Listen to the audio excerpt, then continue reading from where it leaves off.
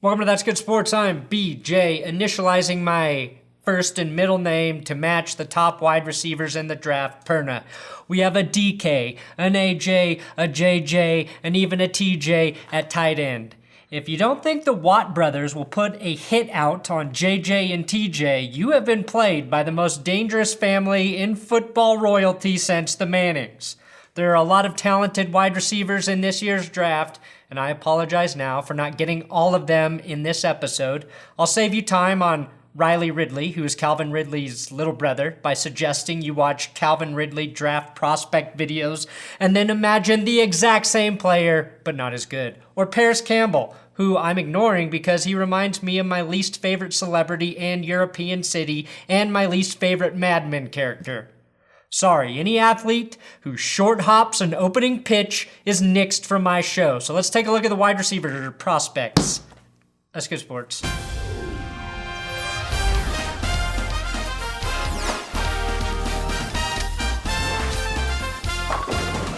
Please subscribe to this YouTube channel if you like football stuff. Also, this episode is sponsored by Manscaped. You already know about some Manscaped products like the Lawnmower 2.0 for body hair trimming with skin-safe technology so you don't nick your nuts or nipples. Speaking of which, better, just the way my wife likes it. But Manscaped.com is about providing total body maintenance, keeping your skin and man hair cleansed and trimmed from head to toe. Literally. Now with the Foot Duster Foot Spray. This is my right foot. I call him Righteous, and I spray him once a day. This is my left foot. I call him Daniel Day-Lewis, and I spray him once a day. Not only does the Foot Duster keep your feet from smelling like disgusting feet, but it reduces bacterial microorganisms on the skin, features pH control, and is composed of all natural ingredients like tea tree oil, which helps repair dry skin. Plus, pro skater Windsor James endorsed it, so I'm assuming it makes you good at skateboarding too. Oh, yes it does. Use my link in the description or my promo code SPORT20 for your 20% discount at manscaped.com. It is the 2019 best wide receivers available. Let's start with JJ Arcega-Whiteside from Stanford. I'm starting with JJ because I think he might actually be the most NFL-ready wide receiver. He's knocked for his speed, but is a jump ball machine with an innate ability to make contested catches. That's a skill I think NFL teams and scouts value higher than we fans. Pro had 19 contested catches, which is 2 more than other receivers in this draft like N'Keal Harry or Jacoby Myers. Conn, English is his third language. Pro, football is his first language. Pro can always fall back on a Stanford degree. Conn had the highest Wonderlic score as a wide receiver at 29. That's like a dentist being the best at Apex Legends. It doesn't affect his performance on the job at all. Unless he stays up all night gaming and then drills a hole all the way into your fucking brain during a routine root canal. Pro scored 14 touchdowns last year, tied for third most, and 1,059 yards receiving. Conn was born in Zaragoza, Spain, making him the most likely to be deported, as it's really hard for this administration to differentiate between Spain and Mexico. Stick to sports, Perna, stick to sports. Pro, both his parents played basketball in Spain. Conn, any player with a basketball bloodline should play tight end. The Panthers have already had a tremendous amount of luck with Stanford running back Christian McCaffrey, and they pick right before the Giants' second pick at 16. A lot of mock drafts have the wide receiver selection process starting in the teens. JJ would be a great weapon for Cam Newton at 16. TJ Hockenson, Iowa, tight end. He's a tight end, not a wide receiver. I don't give a shit. He's an elite ball catcher, and that's why he's on this list. Also, I don't have the time to do a tight end episode, but more importantly, he is the consensus #1 tight end and could be selected before any of the wide receivers. Pro was a Hawkeye and literally has Hawk in his name. Best fit, Seattle Seahawks. Conn wore number 38 in college. Pro, better blocker than his teammate Noah Fant. Conn, I don't know how, but he'll probably end up replacing Gronk with the Patriots. Pro has been compared to Gronk. Conn had 4 fewer touchdown receptions than Gronk in their final college season. Pro had 2 more catches than Gronk with 49. Conn wears his mouthpiece like an idiot. Pro That didn't stop him from winning the John Mackey Award as the nation's top tight end, also the Big Ten Tight End of the Year award. Conn pulls down his pants sometimes in the locker room and says, "You guys want to see the real Big Ten Tight End award? Here it is." Could be a butt joke or a dick joke, depending on what you want. Also, could be selected by the Jags, Lions, Bills, or Broncos with picks 7 through 10. As long as he doesn't fall to Cincinnati at 11, the place tight ends go to die, he should have a great NFL career. A.J. Brown, Ole Miss. I'd be lying if I said seeing Ole Miss having 2 top-tier wide receivers didn't make me a little nervous. The last time we saw that was Odell Beckham Jr. and Jarvis Landry coming out of LSU. What I learned from that draft is the NFL has never seen 2 more annoying wide receivers come from the same team. I just hope the same thing doesn't happen to DK and AJ. Pro, the NFL already has a really good AJ at wide receiver. And just like AJ Lamas, son of Lorenzo Lamas, I'm not sure AJ Brown needs to fulfill the legacy of Lorenzo Lamas. There can only be one renegade. Con, everyone is talking about DK and not AJ. Pro, arguably a better all-around wide receiver right now than DK. Con, doesn't look like he could bench press a smart car with 4 Kyler Murrays inside of it.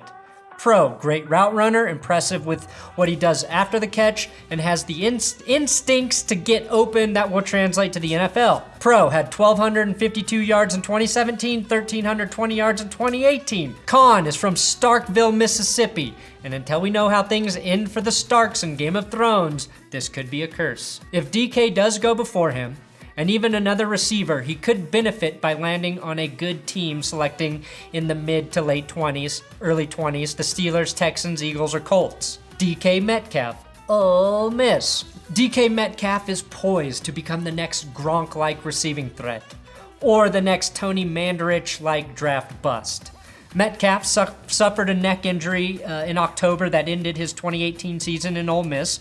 Prior to that, he was being considered as a day 2 draft selection. But after this picture leaked and his phenomenal combine performance, he has risen up draft boards for no other reason than being fit as fuck. An FAF, as draft scouts call it, through the roof. Pro will probably be the first wide receiver taken in the draft. Conn is ranked as the #1 prospect at Pro Football Focus despite having the 65th overall grade from their grading system. That's like being valedictorian with the B- average. Pro is 6'5" and ran a 4.33 40. Conn should go by his full name, Decalen Zacharias Metcalf, instead of DK. That's a badass name. It sounds like he owns a powerful house in Game of Thrones. Pro already knows how to slap a corner like an ass. Right at that moment where you now slap that corner, get off me. Conn thought going on ESPN's Get Up was a better idea than coming on That's Good Sports. You have to question a player's decision making both on and off the field. Pro shares initials with actor David Krumholtz, who is the actor I least enjoy people saying I look like. Everyone knows I'm more of a Jake Johnson, and on a good day, an Oscar Isaac. Conn, I'm starting to think he works out just so he can slap people. Just this slap at the top. You're taking Greedy Williams and with your right hand, slapping him by. Metcalf has all the measurables, just like Andy Reid has all the Lunchables. As we know, Lunchables don't really translate to an actual lunch. Measurables don't always translate to the NFL, especially when you have an injury history like DK. As mentioned in my mock, I want to see him go to the Packers at 12. His limited route tree won't matter if Aaron Rodgers is throwing him go route bombs every week. Then we've got the Nard Dog, Andy Isabella, Massachusetts. This should be my favorite receiver in the draft. A short 5'9", overperforming wide receiver who was scorned by too many colleges because of his size. The reason he isn't is because he played at UMass, which means he's certainly on the Patriots' radar. And if you don't think Bill Belichick is already thinking about how to replace aging PED-pumping Julian Edelman, you are wrong. He did it to Wes Welker, and he's going to do it to Edelman with a guy who is more athletic than both of those players combined. He ran an official 4.31 40 time at the Combine, but was also clocked at 4.27. Pro racked up 219 receiving yards against Georgia. Conn has 2 first names, one being a girl's name and the other being a unisex name, which could be the biggest distraction in the locker room since Michael Sam. Not because he was gay, but because he had 2 first names, with one being a unisex name. Pro led all college receivers in 2018 with the most yards at 1,698 and had 13 touchdowns. Conn already spending money on a jugs machine. Sorry, Andy, you perv, that doesn't build boobs. Stay away from the strip clubs, dude. Pro is considered a Cinderella story.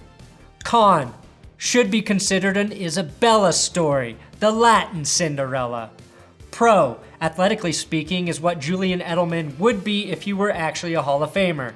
Conn beat Denzel Ward at track in high school, and Ward has been waiting for revenge ever since. Pro averaged 15 yards per reception in college. Conn will have to compete with Josh Gordon's 18 yards per reception when the Patriots trade all of their 12 draft picks with the Arizona Cardinals and take Isabella number 1 overall. A team that I think could really use Isabella is the Dallas Cowboys with the loss of Cole Beasley. Dallas doesn't select until the 58th pick, which means Isabella could be gone well before the Cowboys pick, depending on when the wide receiver run happens. My prediction? Maybe the Chiefs take him late so they can finally move on from Tyreek Hill. Moving on to the lightning round. There were a ton of receivers to try and talk about, and I didn't know which I should do. And that's the great thing about this wide receiver class. Besides everyone suddenly deciding DK Metcalf is the best in the class, the rankings from 2 to 10 are all over the place. Some have Isabella at a top 5, some have him well past 15, some have JJ Arcega-Whiteside at 3, others have him outside the top 10. So I want to finish with a lightning round with receivers in this draft that will probably go top 10. But then again, maybe not. Marquise Brown, Oklahoma, as high as second best wide receiver on some draft boards. Pro, both fast and quick, which means he can go deep or work the slot. Conn is only 5'9" and 3/8 of an inch at 166 pounds. Small. Pro, incredibly productive in 2018, 10 touchdowns, 1,318 yards, and a 17.6 yards per catch average. Conn had foot surgery and is still rehabbing to fix a Liz Frank injury. Pro is much easier to overcome than a Jason David Frank injury, aka the Green Ranger injury. Conn isn't even taller than his quarterback at Oklahoma, Kyler Murray. Personally, I would like to see him fall and go to a team like the New Orleans Saints to complement Michael Thomas. That would be an exciting place for him to land, but they don't pick until 62. Hakeem Butler, Iowa State, is 6'5" and some say 6'6", quarterback dreamboat. Pro has been mocked as the first wide receiver selected. Conn was mocked to 9 at the Bills. Pro, if that happens, is big enough where Josh Allen's accuracy won't be a problem.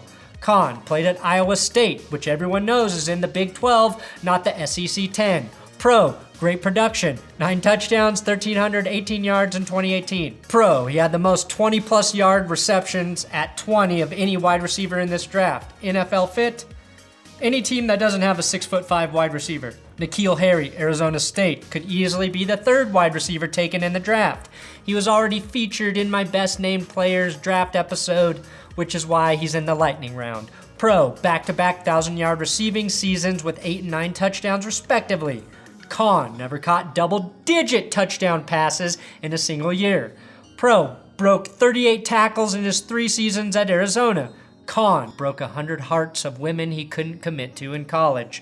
Conn will say Harry on his jersey instead of Nikhil. Nikhil's cooler. Sports Illustrated ranked him as the 31st best overall player in the draft. If NFL teams see him as such, he could be grabbed by the Colts at 34 or the 49ers at 36. I'm sure he'd prefer the Colts. And finally, Deebo Samuel, South Carolina Gamecocks.